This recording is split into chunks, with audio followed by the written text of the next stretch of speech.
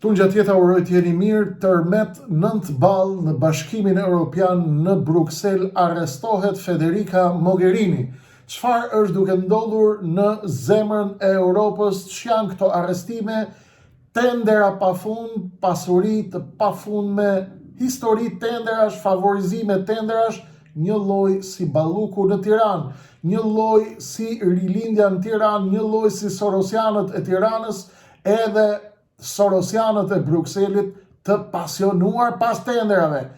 Këta që vinë dhe japin moral këtu në Tiranë për integrimet europiane, për lirinë, për demokracinë, këta burokratët Sorosian hajdut, të cilët vinë dhe japin leksione me zhvillim, me kapituj, dhe i thonë kryetarit sektit të Tiranës Edi Rama që ka bërë arritje të mëdha me Marta Kosin, Marta Japrakun dhe Marta Byrekun.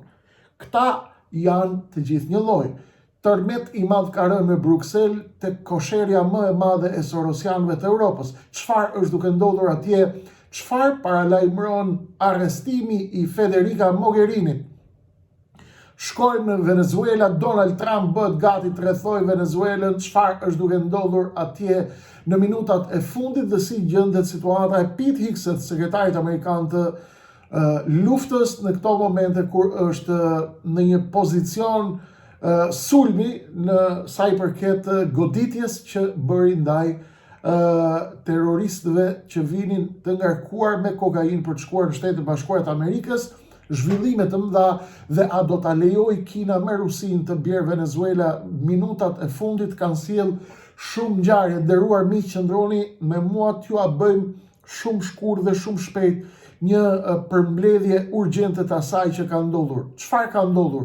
Më 2 dhjetor sot pra, policia belge ka bastisur zyrat e Bashkimit Evropian, pra zyrat e asaj që quhet European External Action Service në Bruksel, shërbimi diplomatik i Unionit Evropian, dhe disa ndërtesa të College of Europe në Bruges, si dhe banesa private. Është arrestuar Federica Mogherini, politikania e dashur shumë për zemër e Edi Ramës dhe e të gjithë sektit të Rilindjes këtu në Tiranë dhe të gjithë hajdutëve dhe burokratëve të Tiranës këtu.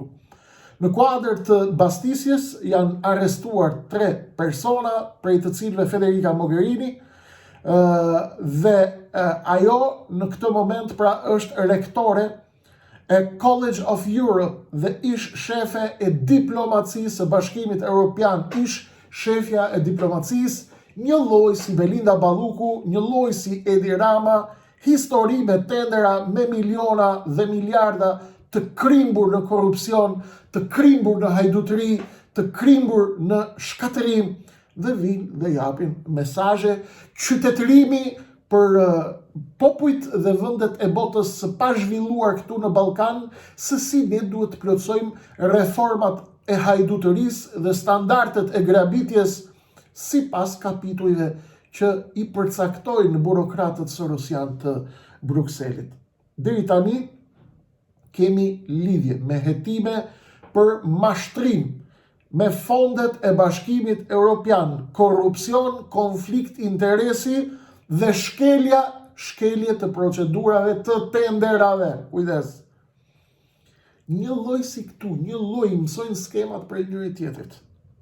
Lidhur me kontratën për një program trajnimi për diplomat të huaj të rinj, e cila ju dha College of Europe në periudhën 2021-2022. Duket qartë, sipas hetimeve të deri në këto momente, pra dyshohet se janë shpërndar informacionet konfidenciale për para kohe.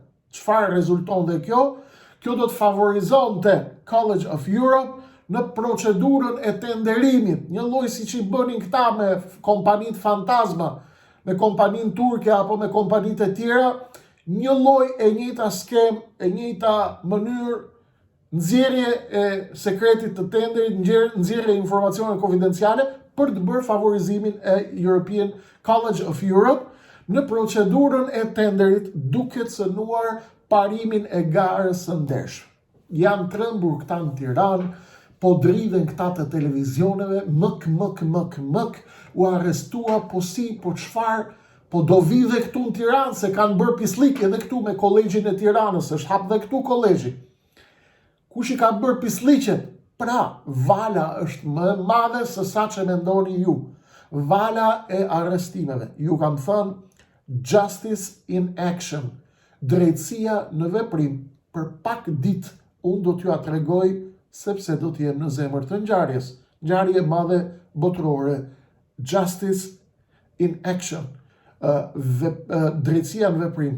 Çfarë po ndodh në Bruksel? Çfarë po ndodh? Për kë janë mesazhet? Mesazhet janë të qarta. Lartë sistemi ka marrë vendimin tronditës. Do të shpartallohen të gjithë hajdutët për të mbrojtur sistemin.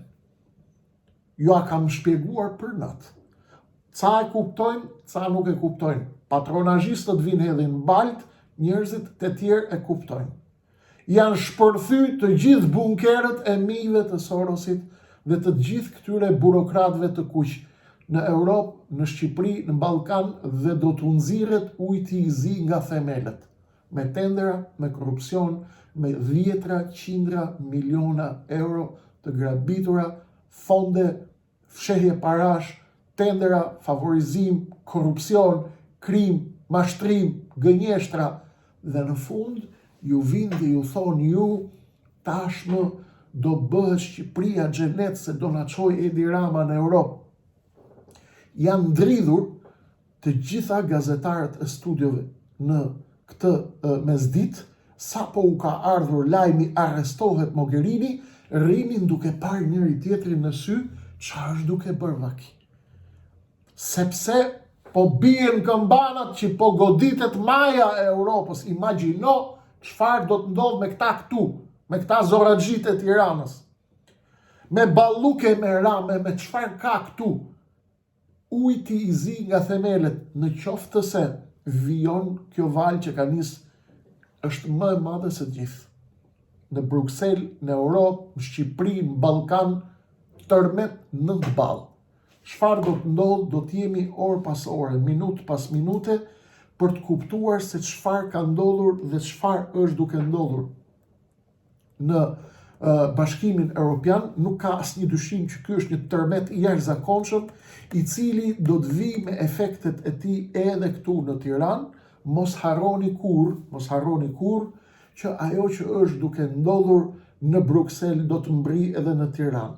Dhe të gjitha këto skeçet me Marta Kos, Marta Byrek, Marta Pilaf, këto sorosianët burokratë që vinë dhe gënjejnë për të mbajtur me paterica regjimin e rënd të rilindjes, janë të gjithë një tuf gënjeshtarësh, mashtruesish dhe hajdutësh, një lloj si sekti i Tiranës, të cilët do të bien një nga një tashmë në Europë, sepse fortuna që po vjen ndaj koshereve të kuqe gënjeshtare, mashtruese, hajdute, është më e madhe se sa kosheret e Sorosit dhe të gjithë klyshëve të tij. Kjo është e para.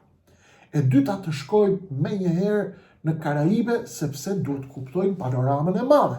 Panorama e madhe na bën të kuptojmë pra atë tablon e gjerë që të kuptojmë dhe si po rrethohen mijët këtu në Tiranë. Po nuk e kuptuam tablon e madhe, nuk e kuptoni do të lojën që ndodh këtu. Më 28 nëntor, para pak ditësh, kur ne po festonim në Shqipëri festën e flamurit dhe të çlirimit të Shqipërisë, pavarësisë së Shqipërisë dhe çlirimit të saj, pra me 28 nëntor, një telefonat ka mbritur në pallatin Miraflores në Caracas në Venezuela. Pas kësaj telefonate, ndërkohë që ne shqiptarët ishin duke festuar këtu, por edhe në New York, edhe në Amerikë dhe në Europë dhe kudo ku ka shqiptar në botë, një telefonat vjen nga presidenti Donald Trump për presidentin Maduro, në të cilën ai i thoshte saktësisht dhe milimetrikisht në këtë mënyrë i drejtohej Maduros. Zhduku, largohu, dorëzohu me njëherë, ik me njëherë, shporu me njëherë, të keni falur jetën, dorëzo gjithçka dhe nuk ka kthim më pas për ty. Maduro ka reaguar gjithashtu nga ana tjetër dhe i ka thënë presidenti Trump se nuk ka ndërmend të largohet, nuk ka ndërmend të lëshojë Venezuelën, nuk ka ndërmend të tradhtojë popullin e tij dhe do të shkojë në përballje. Ndërkohë që vazhdojnë këto negociata, kanë vazhduar negociatat pra me 28 nëntor, pastaj më 29 dhe 30 nëntor, bashkë me 1 dhjetorin, pra ditën e djeshme, ka patur një përpjekje për të bërë planin e fundit të Amerikës për të sulmuar Venezuelën. Janë dërguar 3 aeroplan mbajtëse bërthamore, 15.000 marinca kanë zbarkuar në Karaibe dhe Trump ka bërë gati gjithë planin për të shkatëruar Venezuelën dhe për ta larguar Maduron nga pushteti, duke qartë që Trump pra nuk e ka pranuar, edhe Amerika nuk i ka pranuar zgjedhjet e 2023-shit, ku u shpall fitues Maduro, i ka konsideruar Amerikanët zgjedhjet të vjedhura, dhe mesazhi duket qartë, është për Kinën dhe për Rusinë, nga Amerikanët, që ju nuk keni asnjë shans tashmë të vini tek dyert tona, të vini këtu dhe të na bëni ne leksione, të na jepni mesazhe se mund të vini dhe të rrethoni Amerikën. Çfarë do të bëj Kina dhe Rusia do t'ju a them pak më poshtë. Por mesazhi i qartë që vjen nga shtëpia e bardhë për Kinën, Rusinë dhe pjesën tjetër të aleatëve është që vendimi tashmë në Amerikë është marrë dhe në Washington dhe në Pentagon që me çështje orësh apo ditësh do të fillojë sulmi ndaj Venezuelës.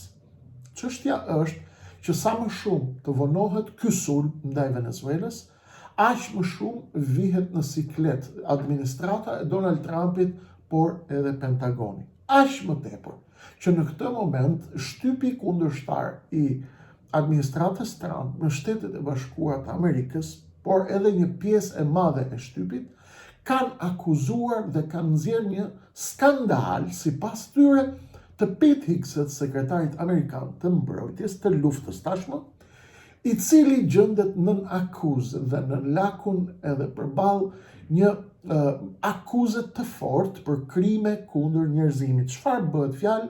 Bëhet fjalë për bombardimin që kanë bërë forcat amerikane ndaj atyre që ata i quajtën terrorist që po vinin nga Venezuela me barka, pra në drejtim të Amerikës me kokainë, me heroinë dhe të armatosur kështu me radhë.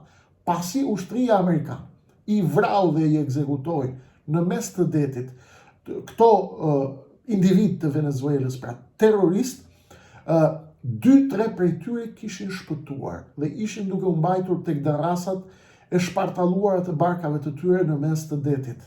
Dhe në këtë moment, shtypi amerikan, i cili po sulmon tashmë Hegsethin, sekretarin amerikan të luftës, ka thënë se kanë dalë prova të pakundërshtueshme që në momentin kur forcat amerikane, marinësët, pasi kanë goditur barkën me terroristët e Venezuelës, kur kanë parë që kanë shpëtuar 2 trupa të tjerë dhe kanë mbetur gjallë, kanë telefonuar Pentagonin dhe Pete Hegseth dhe i kanë thënë se çfarë duhet të bëjnë në këtë moment me personat që janë gjallë dhe kanë mbetur gjallë pas këtij sulmi. Shtypi amerikan që po bën presion sot ndaj Pete Hegseth ka thënë se urdhëri i Pete Hegsethit ka qenë finish the job, përfundojeni misionin, përfundojeni punën, përfundojeni detyrën. Çfarë do të thotë përfundojeni detyrën? Çfarë do të thotë finish the job? Do të thotë eliminojeni edhe ata. Dhe në këtë rast ata thonë që kjo është një akuzë për krime kundër njerëzimit, kundër 2 njerëzve të pafajshëm, të cilët kanë shpëtuar nga bombardimet e para dhe nuk kishin arsye për t'i eliminuar pasi ishin të shpëtuar nga bombardimi, pasi ata nuk përbënin kërcënim për Shtetet Bashkuara të Amerikës, sepse as ishin të armatosur dhe as ishin të ngarkuar me kokainë pasi gjithçka ishte shkatruar. E megjithatë, Pete Hegseth ka dalë dhe ka thënë që këto janë vetëm rrena dhe mashtrime të cilat i fabrikojnë mediat e tjera, mediat e kundërshtare, pra, të cilat janë duke gënjur amerikanët sepse sekretari amerikan i luftës nuk është ai i cili e ka dhënë këtë urdhër. I pyetur nga gazetarët, presidenti Donald Trump se çfarë ka bërë Pete Hegseth dhe çfarë qëndrimi ka ai për këtë vendim të Pete Hegseth, presidenti Donald Trump ka thënë që unë nuk besoj që ai të ketë dhënë kësaj urdhrash, nuk do të jepte kur kësaj urdhrash dhe se Donald Trump nuk do të kishte dashur kur që të jetë dhënë një sinjal i tillë nga Pete Hegseth, që u interpretua nga shtypja amerikan që Donald Trump e lëshoi, nuk i dha cover dhe nuk i dha mbrojtje sekretarit të tij të luftës. Nga ana tjetër, ka dalë zëdhënësja e shtëpisë bardhë Caroline Leavitt, e cila ka dalë dhe ka thënë se nuk është një urdhër. Pra kemi gjetur një personazh i cili sipas shtypit amerikan është bërë kokturku nga Caroline Leavitt dhe nga sekretari amerikan i luftës Pete Hegseth. Caroline Leavitt ka dalë dhe ka thënë që nuk ka qenë Pete Hegseth ai që ka dhënë urdhrin për bombardimin e dy të mbeturve gjallë, por ka qenë generali Adam Branch Bradley, i cili ka dhënë urdhrat, por ai ka zbatuar, po sipas Leavitt, ka zbatuar ligjin amerikan dhe ka goditur njerëz të cilët të konsiderohen terrorist për ligjin e Shteteve të Bashkuara të Amerikës, çka e vendos në një moment jashtëzakonisht të vështirë edhe Trumpin, i cili tashmë është distancuar në gjysmë distancë, por edhe Pete Hegseth, sekretarin amerikan të luftës, i cili sipas shtypit amerikan sot është në një kronometër me Maduron, ku po flitet a do të bjerë Maduro përpara apo do të bjerë Pete Hegseth, a do të vlej generali Adams ndërhyrja e tij dhe marrja e tij përsipër e këtij urdhri apo jo, mbetet për tu parë, por shtypja amerikan e kanë rrethuar fort sekretarin amerikan të luftës dhe janë duke bërë presion të jashtëzakonshëm për këtë urdhër. Tashmë të shkojmë dhe të ngrejmë pyetjen tjetër shumë të rëndësishme. Do të lejoj Kina dhe Rusia që të bjerë Venezuela, të bjerë Irani dhe të bien pikat e tyre të influencës? Le ta marrim një nga një. Duhet kuptojmë, fillimisht duhet të shkojmë tek korridori Zangezorit atje ndërmjet Armenisë dhe Azerbajxhanit. Pasi u mor nën kontroll nga amerikanët, ajo ishte një goditje e madhe për Indinë, për Rusinë dhe për Iranin. Dhe kjo shkatëroi ëndrrën e madhe indiane për të mbritur në Europë nëpërmjet Azisë Qendrore. Amerikanët, të vetëdijshëm për këtë goditje që morën indianët, i premtuan Indisë se do t'i jepnin diçka akoma më të rëndësishme dhe do ta kompensojnë Indinë dhe New Delhin, pra, duke i dhënë asaj pra një korridor nëpërmjet lindjes së mesme. Korridori nëpërmjet lindjes së mesme ishte korridori i cili vinte në portin Jebel Ali në Emiratet e Bashkuara Arabe, i cili dilte më pas nga Emiratet e Bashkuara Arabe në portin e Haifas në Izrael.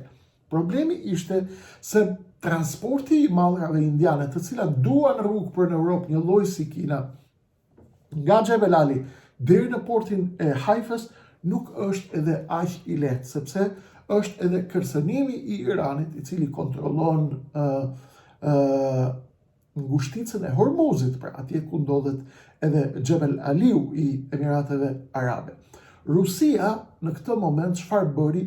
I dha një alternativë për t'i bërë kashillik Amerikës. Rusët i dhanë një alternativë Indisë, duke i ofruar korridoret e Afganistanit dhe të Iranit. Dhe kjo erdhi si përgjigje e Rusisë për Amerikën bashkë me joshjen e Indisë, ku Putin do të shkojë nesër, në mënyrë që të godisnin apo të jepnin një kundër përgjigje të fortë dhe të ashpër për aleancën ndërmjet Shteteve Bashkuara të Amerikës dhe Pakistanit. Rusia i dha këtë alternativë dhe ne tashmë do të shohim se cili do të jetë reagimi i Indis për këtë ofertë. Kjo ishte një alternativë pra edhe për Indin dhe e ofruar nga rusët, por edhe për Afganistanin, të cilët vinë në ngushticën e Hormozit që në gjirin persik, pra, që kontrollohet nga Irani nëpërmjet portit hapshar të Iranit. Pra, rusët i japin kundërpërgjigje Amerikës për afrimin e saj me Pakistanin, që nuk e do as India. Edhe India, edhe Afganistani i jepet korridori i portit të hapsharit nëpërmjet Iranit, Indis dhe Afganistanit, ndërsa Afganistanit nëpërmjet Iranit. Amerika u shqetësua nga Afganistani, nga kjo lëvizje, pra, dhe mori atë masën që ju pat para pak ditësh, ku mori vendimin e tij ekstrem, që tha nuk ka më viza, nuk ka më emigrim për vendet e botës tretë, nuk ka më emigran nga Afganistani, nuk ka më asnjë lloj tolerance lidhur me këtë pjesë të botës, që ishte si një kundërreagim i fortë i Donald Trumpit për këtë zhvillim. Rusia, çfarë është duke luajtur? Është duke forcuar shumë Kubën ushtarakisht. Dhe të dyja bashkë me Kinën janë duke bërë gjithçka të munden në mënyrë që të mos ketë amerikanët total kontroll për mbi kanalin e Panamas. Ndaj, rusët dhe kinezët në këtë moment janë duke koordinuar planet e tyre, një për të forcuar marrëveshjet dhe bashkëpunimin e tyre me Bogotan, me Kolumbin, i cila është vend alati i tyre, për të forcuar gjithashtu edhe Kubën ushtarakisht me cilën po merret Rusia, dhe nëpërmjet kësaj Rusia dhe Kina krijojnë një linjë të re apo një front të ri strategjik nëpërmjet forcimit të Kubës dhe të Kolumbisë. Në rast se u bie Venezuela, forcojnë këtë aks, pra, në mënyrë që të krijojnë boshtin e avancuar strategjik tek ujërat amerikane atje në Karaibe. Dhe kjo ndodh në mënyrë që amerikanët mos munden të kenë kontroll të plot mbi Panaman, por të ndjejnë edhe presionin e pranisë ruse dhe kineze në ujërat pranë saj në Karaibe, në qoftë se bie Venezuela, çka sipas rusëve dhe kinezëve do të çonte drejt për së drejti në një dominancë totale të Trumpit në këtë pjesë të Amerikës dhe në këtë pjesë jashtëzakonisht nevralgjike dhe të rëndësishme për ekuilibrat gjeopolitik të cilat diktohen tek kontrolli i kanaleve, kontrolli i ujërave, kontrolli i ngushticave, kontrolli i deteve, i oqeaneve dhe i rrugkalimeve të tregtisë. Kjo është ajo që unë nuk mund të prisja deri ndarkë për t'ju thënë, arrestimi i Mogherinit dhe këto zhvillime gjeopolitike në botë, tronditja e kosherës sorosiane në Bruksel dhe arrestimi i gjithë këtyre burokratëve është sinjal nëntball për hajdutët e Tiranës dhe të Ballkanit, dhe bëuni gati se gjëra të mëdha do të vinë. Ky tërmet do të lëshojë postlëkundje që do të trondisin jo vetëm Europën, por edhe Ballkanin dhe të gjitha kosheret e hajdutërisë botërore, sepse justice is in action. Drejtësia është në aksion, pse sistemi është në rrezik. Duan të pajtohen me popujt, sepse rebelimi i madh do të ngrinte gjithë popujt e botës ndaj rrugeçërve dhe hajdutave dhe elitave hajdute burokrate, që dhe kjo situatë mund të ndikojë që situata dalë komplet jashtë kontrollit. Qëndroni me mua, kjo është Akademia Gjeopolitike e Lëvizjes Andeu. Ne ju njoftojmë minutë pas minuti, hap pas hapi, gjithçka është duke ndodhur në prapasken atë që nuk ju a thonë mediat e tjera tradicionale të Tiranës. Kaq kishim për sot në darkë, ka zhvillime shumë të rëndësishme. Qëndroni, do të jemi bashkë, por ju e dini si gjithmonë, ato vijojnë në numër naç.